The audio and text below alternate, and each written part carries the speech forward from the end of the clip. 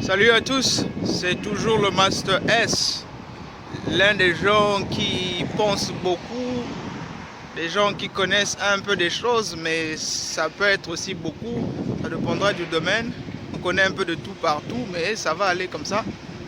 Et donc aujourd'hui, nous allons explorer encore un peu plus sur les histoires des relations et tout. Nous allons parler d'un sujet qui est assez fréquent de nos jours, parce que les choses commencent à changer. Alors le sujet est tel que on se demande de savoir est-ce que quelqu'un en 2022 accepterait ou serait fier d'épouser une femme de foyer. J'aimerais expliquer ce que ça veut dire femme au foyer. Une femme au foyer, c'est une femme qui ne travaille pas. C'est-à-dire que l'homme, il se pourrait que la femme elle-même choisisse de ne pas travailler parce que l'homme est à mesure de s'occuper d'elle et tout, ou bien c'est l'homme qui ne veut pas qu'elle travaille parce que il se dit que ça sera une perte de temps, parce que il y a des familles qui sont assez nombreuses où il y a des hommes qui ne veulent pas manger la nourriture de qui que ce soit excepté la nourriture de leur femme, et ça c'est chaque jour.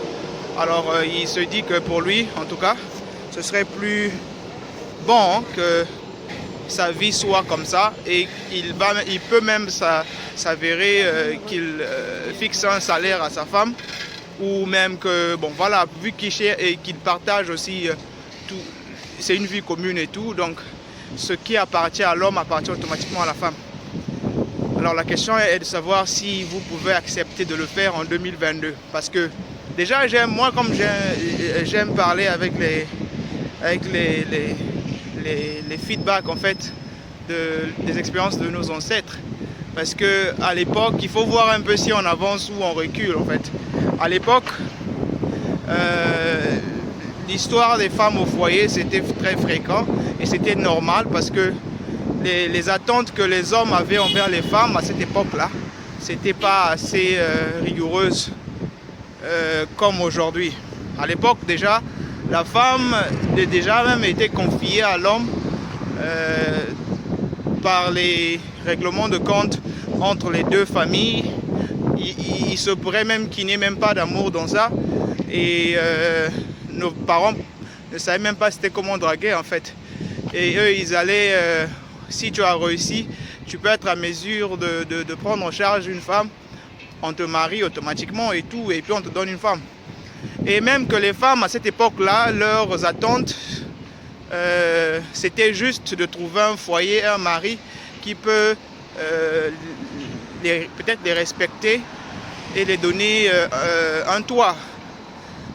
Pour les hommes, tout ce qu'ils attendaient de leur femme, c'était qu'elle puisse être à mesure de procréer, de faire les travaux ménagers, de s'occuper des enfants physiquement et physiquement aussi, et même que l'éducation en termes des frais scolaires, en termes des bases qu'il faut installer dans les enfants et tout, ça venait plus du père. Donc cette époque là je trouve que c'était bon. La partie que j'aime qui était bonne là-bas, c'était que l'homme était homme parce qu'il prenait à 100% la charge de sa femme ou de ses femmes si vous voulez être polygame. Et ça c'était une très bonne chose, parce que déjà si vous êtes à mesure de prendre soin de votre femme et de votre famille et tout à 100%, je vois pas à quel niveau votre femme va vous manquer de respect, parce que actuellement les femmes de 2022 là et tout, si tu portes le pantalon, elle porte le pantalon aussi, Si tu dis fion, elle dit fion. Parce que de nos jours, il y a la nouvelle règle de 50%, 50% à chacun. Que vous soyez en couple ou bien vous soyez marié et tout, c'est 50%, 50%. Bon, donc c'est sur ça que nous allons développer aujourd'hui, et puis ça va aller un peu vite. Je crois que là vous comprenez un peu de quoi nous parlons en ce moment.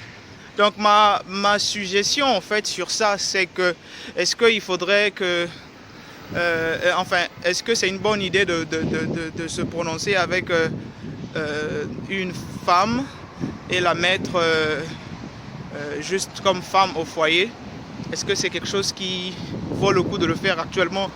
Parce que le monde évolue. Bien, moi je pense que c'est possible. C'est possible si votre femme a déjà travaillé et que elle... Parce qu'il y a des femmes qui sont beaucoup dans leur carrière et qu'elles n'ont pas peut-être eu le temps de s'amouracher et tout durant leur jeune âge et tout. Et après, quand elles ont une vie, elles ont décidé de peut-être se consacrer uniquement à leur foyer. Peut-être à partir de 35 ans, 30 ans.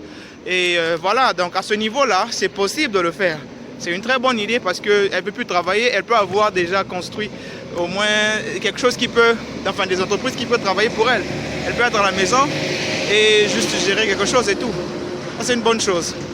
Mais je parle là des petites filles qui n'ont rien et tu veux donner tout le poids comme à l'époque. Toute ta vie se base sur le mari.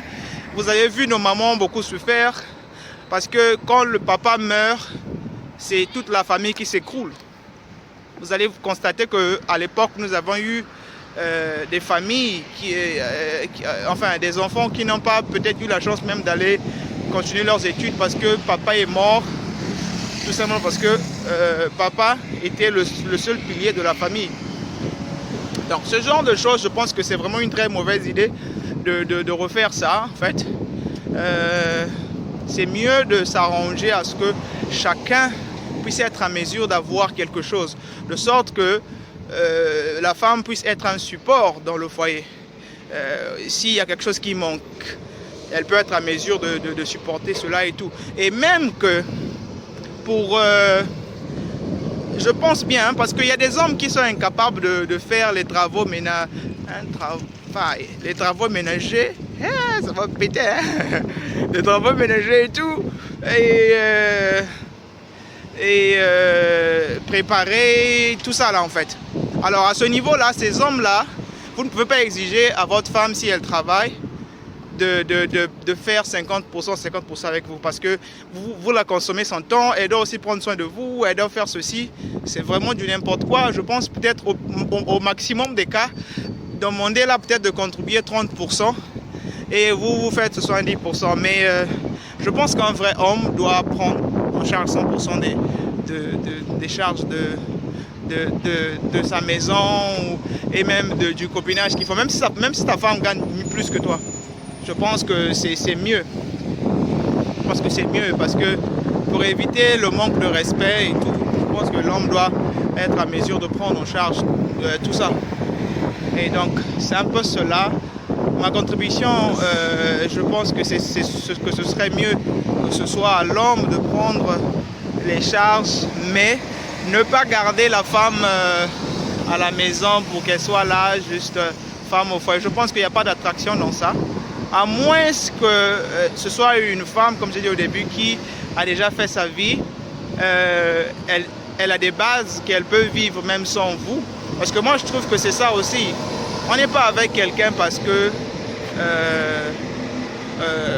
qu'on est impuissant, parce qu'on se sent seul ou bien parce que voilà. On est avec quelqu'un parce que la personne nous inspire. Alors moi, une femme qui est juste en train de traîner à la maison et je la regarde, elle me regarde, je ne veux pas en quoi est-ce qu'elle va m'exciter ou bien je veux la trouver attirante. Je préfère encore une femme qui est occupée comme moi, chacun fait sa vie. Comme ça, on pourra même se manquer parce qu'il y aura des temps où ce sera difficile de te voir. Et à ce niveau-là, même le week-end et tout, quand on se voit, tu sens vraiment que l'amour est encore revenu, ça devient encore frais. Sinon que si je te vois tous les jours, je sais pas, hein, si toute la journée tu es là et puis tu t'assois là à m'attendre, on dirait je t'ai devenu toute ta vie. Je pense que c'est stressant quand même, c'est stressant. C'est stressant. C'est mieux de... Moi, je pense que le mariage, les trucs là de 1 plus 1 égale à 1 là, de la Bible, c'est compliqué quand même. Je trouve que ça n'a pas de sens. 1 plus 1, ça sera toujours 2. Et chacun doit avoir sa vie. Chacun doit avoir ses ambitions. Parce que déjà, même avant même que vous puissiez vous mettre en couple, ce que l'autre avait aimé chez vous, c'était une partie de vous. Bon, il se pourrait qu'il ait retrouvé une partie de lui en vous, mais c'était d'abord vous qu'il a aimé. c'était pas vous vendre vos règles pour que lui ou bien vous sacrifier. Donc, en tout cas, je pense que ce serait mieux que chaque 1 plus 1 plus donner 2. Mais toutefois, cette complémentarité-là, c'est ce qui vous maintient ensemble. Il ne faudrait pas vous sacrifier jusqu'à ce point. Et les hommes, à vous de savoir que, en tant qu'homme, il y aura toujours des jugements bizarres envers votre femme. Dans un sens où, si vous partagez les frais de popote, voilà, c'est quand même pas bon, en fait, parce que faut respecter un peu la culture. Il y a des choses qui sont bien, qu'il faut prendre jusqu'à ce qu'on va mourir. Je pense que le fait que l'homme puisse être le garant, en fait, de celui qui va pourvoir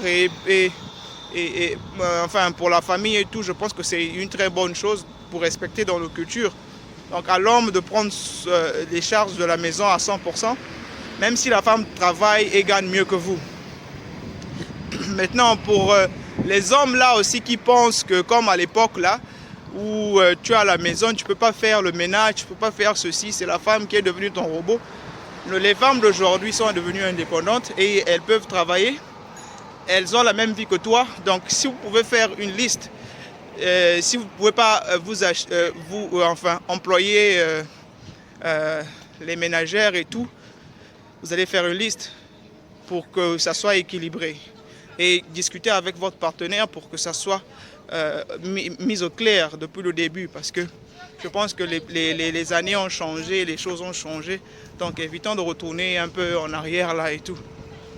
Si vous pensez que vous ne pouvez rien faire, alors le pire des cas, c'est de ne pas demander 50%, 50%, peut-être 30% pour ceux-là qui pensent qu'il faut faire la part des choses. Et donc, bien de choses à vous. Et pour les femmes qui sont égoïstes là, qui pensent que les hommes sont leur ATM, les femmes comme ça, il faut les fuir. Il faut les fuir. Il faut les fuir parce que les hommes bien ont souvent tendance à tomber avec les femmes qui sont égoïstes là. Et tu dépenses sur elles, mais elle ne sera jamais à mesure de rendre la part du gâteau. Si bien que je pense que les femmes méritent en fait d'être gâtées, mais ce pas les femmes qui ont le cœur dur là et la main fermée et tout. Les femmes qui sont rêveuses là aussi, qui pensent que quelqu'un les doit quelque chose, il ne faut pas les donner. Donc bien de choses à vous et à la prochaine. N'hésitez pas de vous abonner sur la chaîne et d'appuyer sur le bouton like là et tout. Voilà, il faut aussi partager parfois, hein, c'est important. Bien de choses à vous.